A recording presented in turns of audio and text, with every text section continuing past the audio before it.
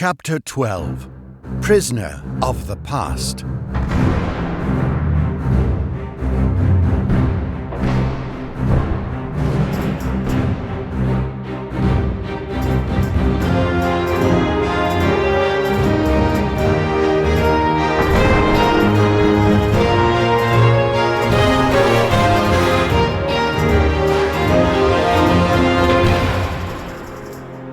Under the deck and in the storage room that served as a prison, Finlay found himself lost in the quiet of the early morning as he waited for the crews to wake and begin their duties.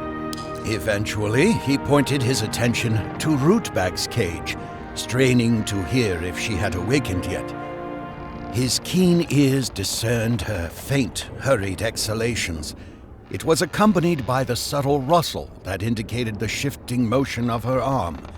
In a hushed whisper, he addressed her, all the more worried about her ailing state. Are you awake, Rootbag? I am now. Sorry. I didn't mean to wake you. You didn't. I've been awake most of the night. I couldn't sleep. Oh? Why not?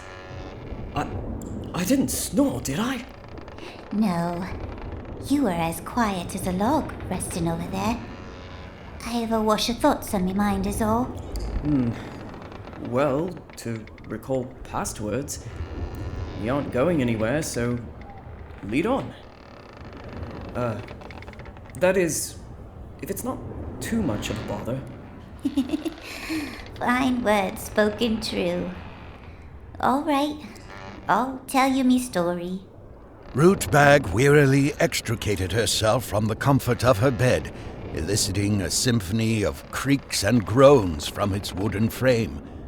With deliberate shuffling, she parted the blanket, allowing her legs to descend and touch the cool wooden floor. Drawing a deep breath, she summoned the strength to rise and stand on unsteady feet, as the audible strain of her tired body resonated throughout the chamber. At last, now positioned before the confines of her enclosure, she settled into a gentle descent, assuming a cross-legged posture of repose within the embrace of the bars. Right. Where do I even begin? I guess I would start at the beginning? Well, all right then. A long time ago, before I was born, my mother and father were tired of being alone, so they made the choice one night to... Whoa! Rootbag started dryly before Finlay cut her off with his protest. Maybe not that far back? Well, where would you like me to start then, you big plum? I don't know. Maybe start just before the ship. Say, how did you end up on this old floating wooden box anyway? Finlay asked curiously. Well, it wasn't that self-righteous, crusty-bearded marmot who swooned I'll tell you that. What? But I thought you said he was your lover, and that he'd share the treasure with you. Finlay exclaimed, quite loudly for his own liking. Shh! Not so loud. It wasn't the marmot I fell for, no. But I did learn a lot about him anyhow. The shipmate I fell in love with was a gopher who was first mate to Skoglar, with an almost endless appetite. He was so full of enthusiasm and excitement for this adventure he had been recruiting us for. The bastard. Oh, well, how'd you even meet this adventurous bloke anyway? Well, he wasn't the slave-driving scum he's now known for. He did have some resemblance of a heart left, or at least I thought. He had visited Rockville, where I was from once, from the southwest, and stayed a while to rest. At the time, he looked rather run down, and a mess. He told us that they were in dire need of lasting crewmates. That alone should have been enough to warn me. But I was too young and full of me own dreams and desires to see the warnings.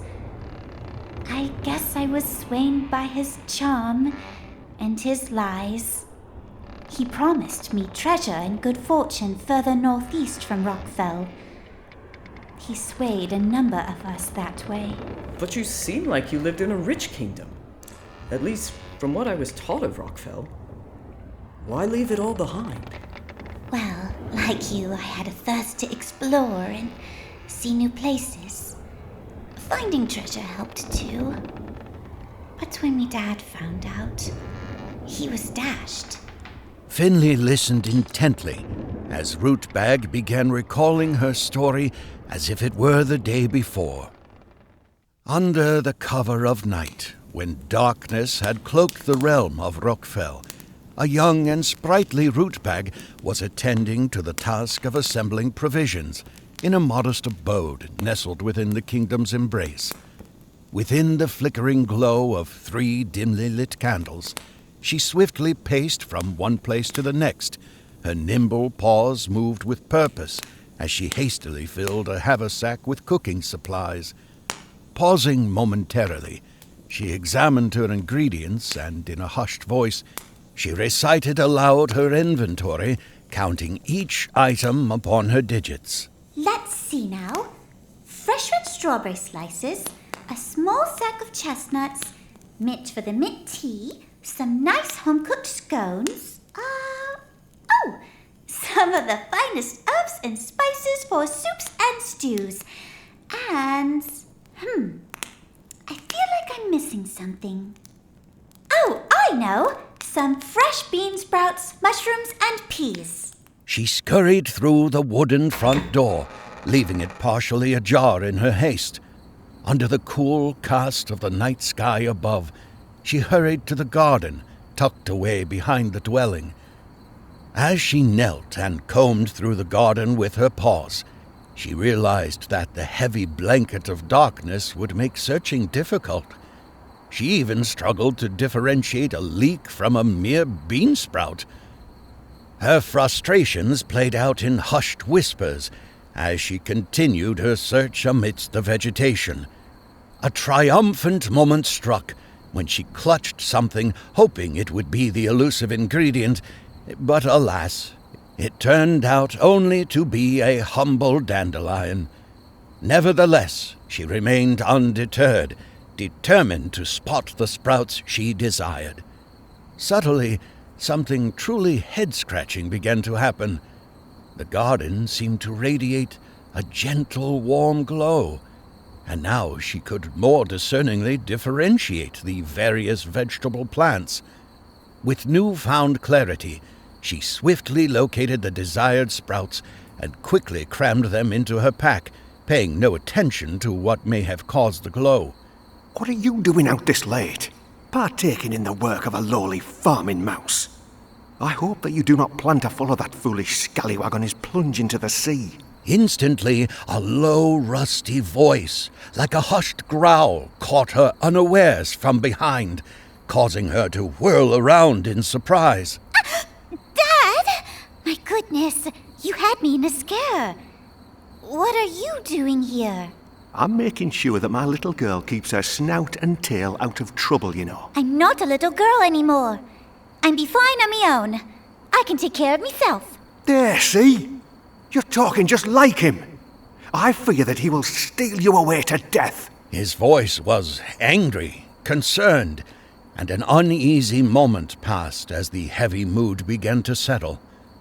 Rootbag resumed plucking vegetables from the garden again in the lantern's light, as her father continued his discourse. Look, I'm sorry.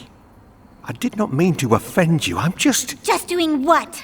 Keeping me locked away inside, trapped from making friends? From having a mate? I don't think you're sorry for any of that. It's like you want me to be alone and miserable until the day I die. Not at all, Marrow. I love you very dearly. You are my only daughter. My position as the King's Guard makes it dangerous for both of us. Isn't that your job, then? To keep everyone safe? Not just me? Rootbag's final confrontation was so loud that the whole of the kingdom seemed to echo the question back over and over. Soon the resonance subsided, leaving the two soundless. Rootbag's father took a breath as he lowered the lantern some to muster the words to speak. Lost for words, he was distraught at the thought of losing his only daughter to a craven, inexperienced shipmate. He reflected on how, as of late, his daughter had grown more adventurous, and how keeping her locked away was causing her great anguish and rebelliousness. Her calm voice stole his attention again, as she stared to him with softer eyes now. I will be all right on my own. I just can't be kept cooped up here all me life. Taking a deep breath and a sigh, he finally spoke again. Oh, I know you can't, Marrow. And there's nothing I could do to keep you here, is there? I don't agree with this, but I won't condemn it either. You mean I can go with him? Just come home one day, please. In one piece and alive. Rootbag sprang up and embraced him gratefully, as she promised. I'll return back to visit. I promise. Thank you, Dad. After the hug, she held his paw softly before quickly picking up her haversack of supplies and heading inside. He watched as she did, before straightening himself and marching back to his patrol. Returning to the present on the dark, creaky old ship, Rootbag's teary eyes let some saddened, salty teardrops fall to the wooden floor. She sniffed as she wiped her eyes with her bony arm. And that was the last I saw of me old Dad. From there I stepped on that old ship, and well, here I am now. There was a moment's pause as Finlay thought about her story. But how did you end up in here? I thought you two were to be wed. Finlay didn't realize that he was being inconsiderate, neglecting her connection with her father. Rootbag tried to ignore this as she answered. That's a story for another time. I can't spill all me tales while we're trapped here. Your father called you Morrow. Is that your... My real name? Nah, it's just something me dad used to call me. Besides, methinks your mousy friend is back. Rootbag said as she took to her cot and hid under the old sheet. She was right. There was a clatter at the door that sounded like the latch being unlocked. Soon the old door opened, and its rusty iron hinges squeaked and groaned as it let lantern candlelight spill into the room. Finlay's eyes opened wide when he realized that it wasn't Brian's diminutive stature that stood in the doorframe, but that of Skoglar's. Why so afraid, bad? See, what didn't they come to cause you harm? As his gaze narrowed, Finlay began hissing and pushing back against the wooden wall behind him. Come any closer, and I'll tear out that tooth of yours! Finlay snarled, his eyes darting all over the approaching marmot's form as he searched for any kind of weakness in the brooding beast. Oh, such tough speech for a flightless creature. Without warning, Finlay lunged at the large-gutted gopher, only to be jolted to a sudden halt after reaching the end length of his binds. Now illuminated by the lantern's cast, he pulled against the restraint of his bounds, advancing no further than a single pace length away from his foe. The taunting sounds of tight chains and sharp claws scratching into old floorboards filled the room, mocking Finlay and his freedom. Pulling hard, he let a grunt emit as he realized that Skoglar knew all too well his limits. Free me now, and I'll show you what toughness could be. Suspending the tarnished bronze box, its oil wick alit by a single golden flame that shone through the hazy green glass, now on a rusty hook, the captain held his devious grin as he answered. Mayhap, but not this day. You're a liar! You said you'd free me after 2 days! What happened to that word? Did you honestly believe a pirate's word is truth? You've a lot left to learn yet, boy. Finlay's furious gaze only narrowed at Skoglar's remark. He felt indignant at the slight, with curses of loathing racing through his mind. But before he could speak to them, the marmot again raised his voice, filling the wooden room with a more curious tone. But mayhap I can jog your memory about something. I have a small thing I've been told you to have a sense of knowledge for. Listen, Bat, I'll make you a proposal. If in you help your old captain, you might have the privilege to see daylight again. Skoglar's observant eye watched as Finlay's visage grew a new look of perplexity, before reforming back into narrowed fury again. Why would I do anything for you, you vile vermin scum? Thund! With a look of disgust painted on Skoglar's mug, he renounced the bat's insulting query, giving a stiffening jab to the ribs of the poor creature. In a heap, Finlay landed at Skoglar's feet, bent double in excruciating pain. Now that in a fouled mood, Skoglar crouched to meet Finlay's gasping, pain-filled features to address him once more. Now, Bat, you'll tell me what it is I want to know, or you'll never smell fresh air again. Now, I'm sure you've seen a trinket like this before, huh? The Viking reached into his tan hide jacket pocket and pulled out the silver-rounded object, about the size and shape of a smooth river stone. He held it by the metal bead chain in front of Finlay's beleaguered form. Coughing as he recovered breath in his lungs, Finlay's sorry eyes winced as they observed the object held in the marmot's paws. It was indeed as mysterious as it was round and shiny. As Finlay struggled to steady himself upright, he wheezed as he tried to draw in breath for his next words. I don't know what that is. And even if I did, what makes you think I'd help a thief? Skoglar raised his paw in disgust, causing Finlay to flinch and wince unwillingly at the action. You'll not like me paw, Bat!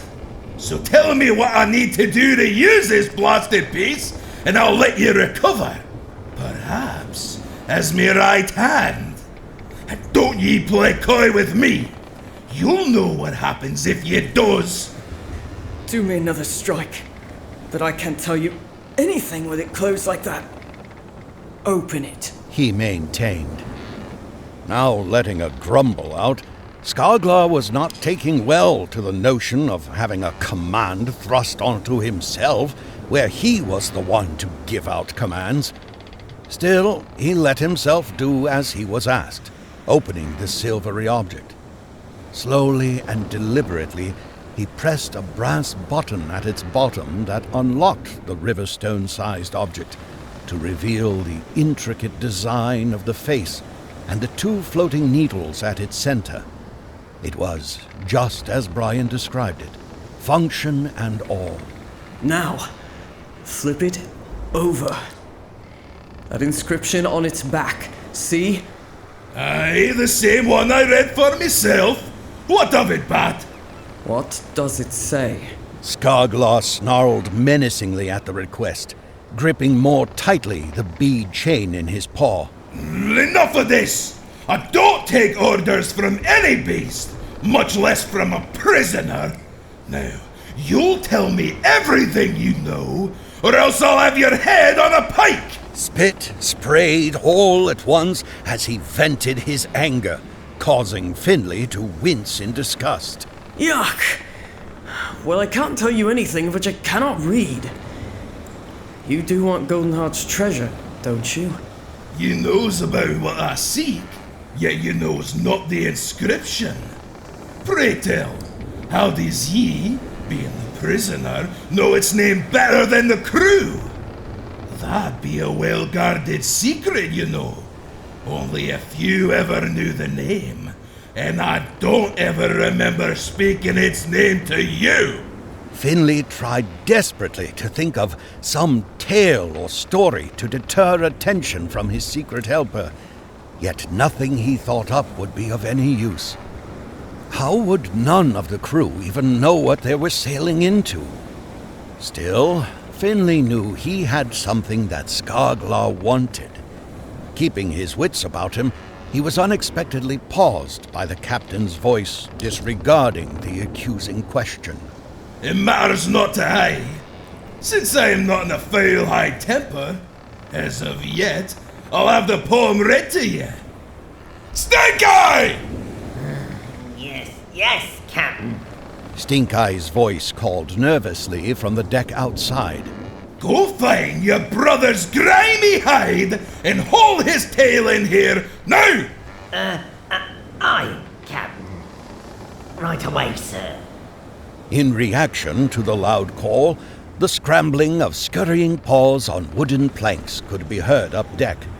The muffled voice of Stink-Eye, waking his ill-witted brother, now made its way through the warped wooden walls adjacent to the storeroom prison.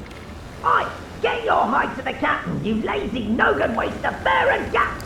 Go on! I need seriously. Seriously? Why, there ain't nothing pretty or beautiful or nice about you, mate.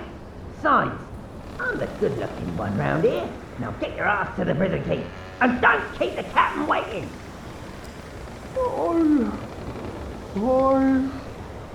going to be looking extra ugly just for you. All right already.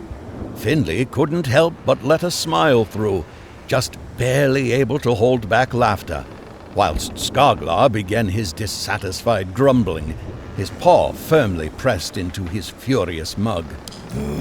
I'll have them both tied up as bait before long. Soon, the stumbling, sleepy paws of both brothers burst through the partially ajar door. Stink-Eye had his brother nearly dragged in by his ear, an easily exploitable place to grab any beast with such prominent appendages. Stink-Eye took his leave in a huff, letting Skoglar alone to do what he pleased, and yet not wanting to know what persecution awaited. Better his brother than him, he rationalized. Skoglar's mood had not improved any since he called. In fact, disdain began growing a deeper furrow on his brow. Get up, you worthless stain! He snapped. As quick as a clumsy beetle, the ragged sea rat pushed himself, only to be confused by the offering of the silvery smooth device that bared the carved inscription. Read it. But why, Captain? Don't you already know? It's not for I, fool! Read it for the bat! Staring hard into the shadows, the rat could now see Finlay's recessive form hunched over in plain sight. Now more relieved that it wasn't he who was in trouble, the brother of Stink-Eye now began reading on the back the inscribed poem. Right, let's see. It reads, "May the veils of a rose's face guide thee, and decipher the path of sea catcher's tomb, a divine course from my final resting place. Seeing thy guardian, and surely bring I not to doom. Cursed is thee, whose sight trails the elusive destiny, who shall hold this curse with a heart of greed. But, for the path is not of desperate eyes, and its place of a hateful seed. I am who seeks, but knows not. Not.